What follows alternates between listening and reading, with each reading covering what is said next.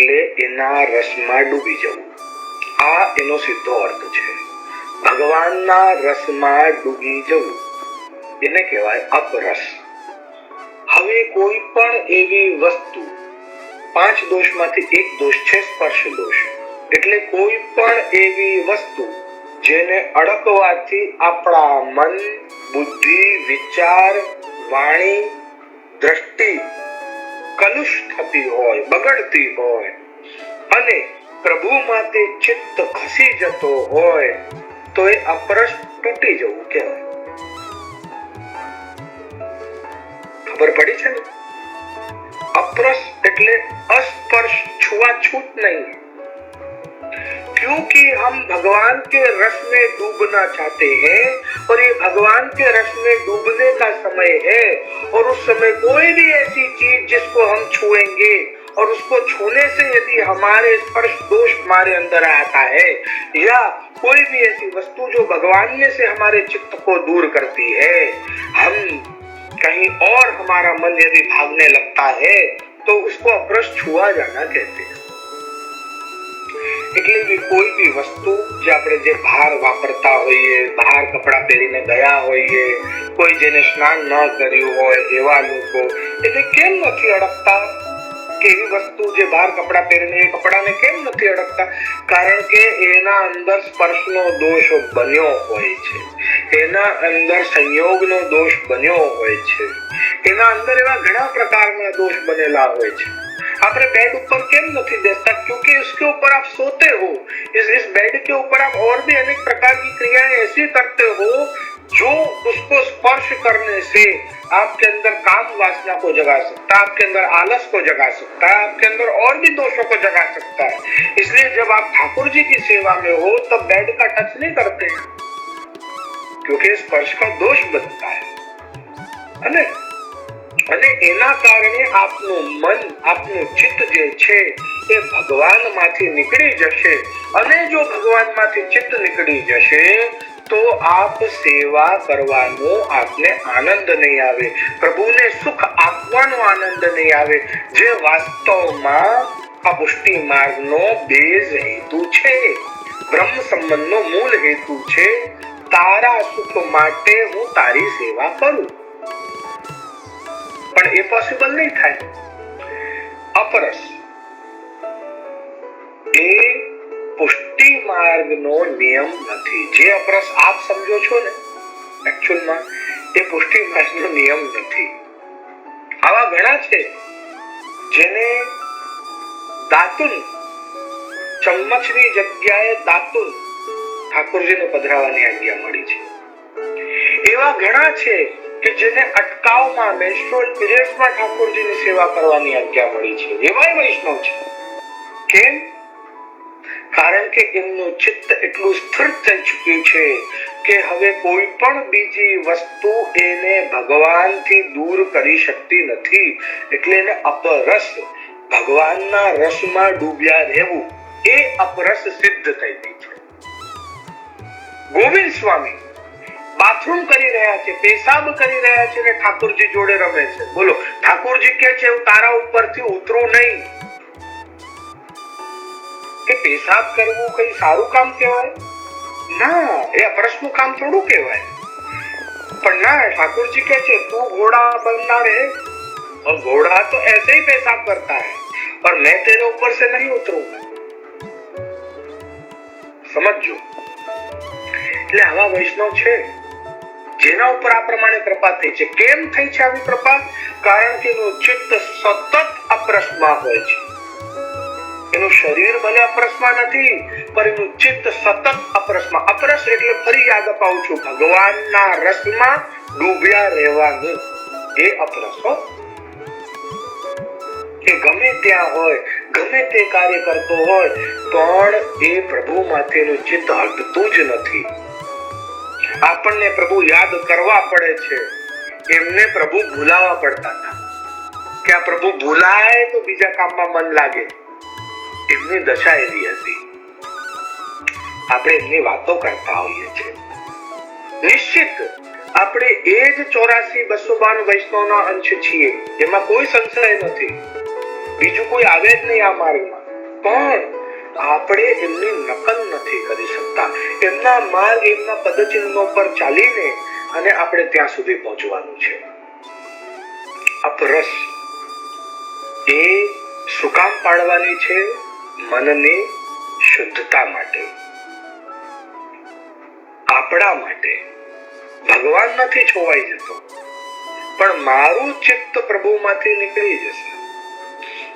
અપરસની અંદર બીજા ઘણા બધા પ્રકાર, કારણ કે અશુદ્ધતા. અને જેવી રીતે આપણું એઠું એટલે આપણું ખાધેલું, આપણું વાપરેલું ભગવાન અને ગુરુને નથી ચાલતું, એમ અર્ધભુક્ત વસ્તુ પણ ભગવાન અને ગુરુને નથી ચાલતી. એટલે સફેદ બરણીમાં એલચી હોય, એમાંથી આપણે ચાર એલચી કાઢી અને ચામાં મૂકી.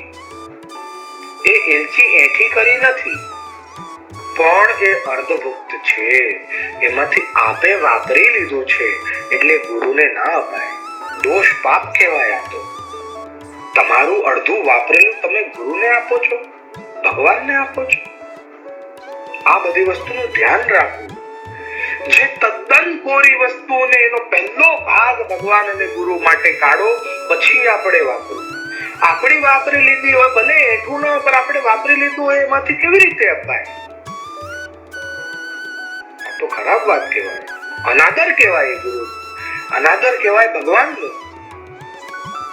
કે આપણે હાથ લૂછી લીધા, પછી આપણે ભગવાનને પણ એ રૂમાલથી હાથ લૂછાવી દીધા.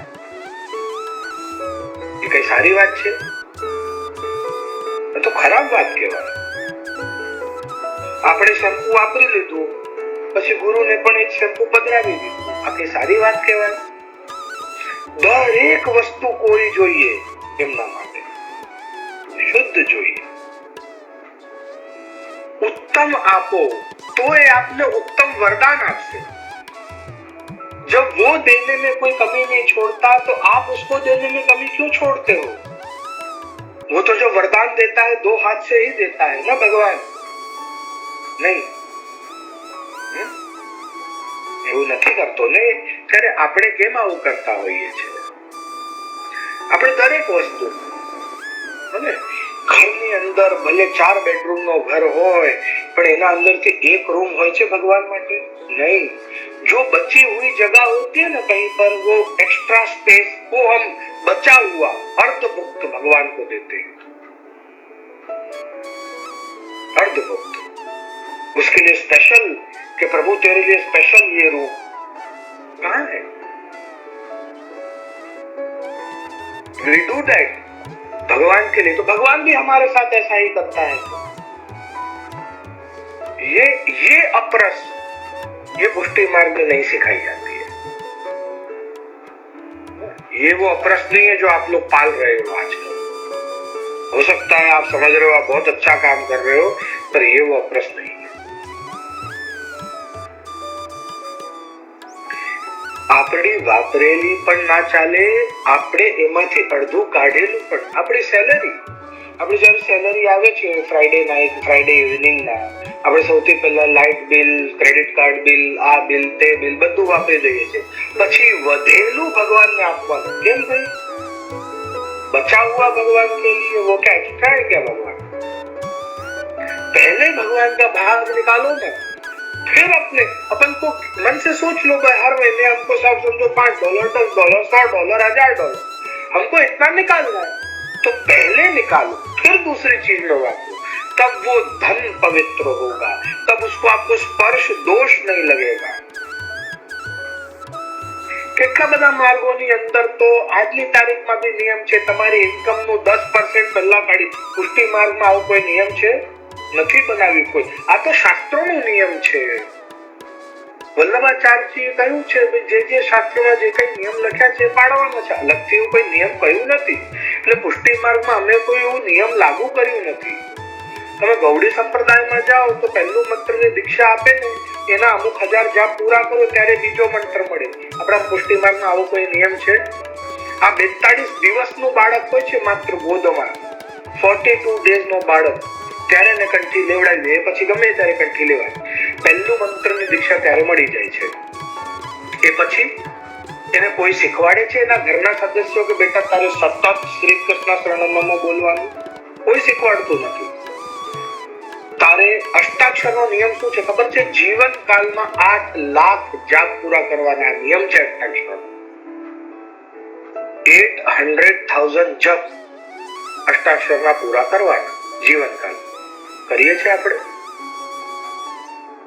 કેટલા થયા 800,000 ખબર છે? આ નથી કરતા આપણે. આ નિયમ છે બધા આપણા ત્યાં. દરેક અક્ષરને 1 લાખ જપથી એને સિદ્ધ કરીને, એનું વરણ કરીને, એના અલૌકિક સિદ્ધિનો આનંદ લેવા માટે જેમ ચાચા હરિવંશજીએ લીધું, અરે પાણી ઉપર ચાલતા હે, માત્ર અષ્ટાક્ષર બોલતા જાય, he can walk on water. अष्टाक्षर में महाशक्ति है, महाशक्ति अष्टाक्षर. पर हम क्या करते हैं? ના ના ના, અમને કઈ બીજું મંત્ર આપો ને, અમને આ તકલીફ છે. અરે તમે માત્ર અષ્ટાક્ષર કરશો ને તો એ તમારી બધી તકલીફો દૂર થઈ જશે. મહામંત્ર છે અને એને ગમે ત્યાં, ગમે ત્યારે, ગમે તેવી પરિસ્થિતિમાં બોલાય એવું છે. એની માટે કોઈ અપ્રશ્નની જરૂર નથી. આપ ગમે ત્યાં ઉભા છો, આપ અષ્ટાક્ષર બોલી શકો છો. એવું મંત્ર છે. અદ્ભુત શક્તિ છે એની.